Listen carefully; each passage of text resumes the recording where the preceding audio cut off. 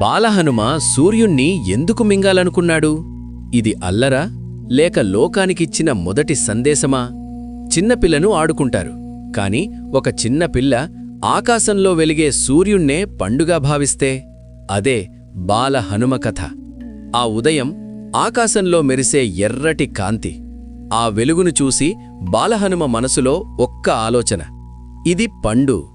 ఆ అమాయకత్వంలోనే అపార శక్తి దాగి ఉంది. ఒక్క దూకు, భూమి నుంచి ఆకాశం వరకు గాలిని చీల్చుకుంటూ బాలహనుమ దూసుకెళ్లాడు. దేవతలందరూ ఆశ్చర్యపోయారు. ఇది అల్లరి కాదు, ఇది శక్తి ప్రకటన. ఇంద్రుడు వణికిపోయాడు. లోకం తలకిందులవుతుందేమో అనే భయం. తన వజ్రాయుధాన్ని సంధించాడు. ఆ ఒక్క క్షణం బాలహనుమ దవడ విరిగింది, కాని ఆ శక్తి విరగలేదు. ఆ దెబ్బతో లోకం నిశ్శబ్దమైంది. పవనదేవుడు ఆగ్రహించాడు. గాలి ఆగిపోయింది.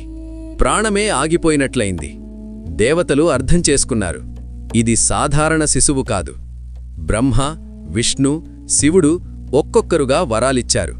అగ్ని కాల్చలేడు, నీరు ముంచలేడు, అస్త్రాలు గాయపరచలేవు.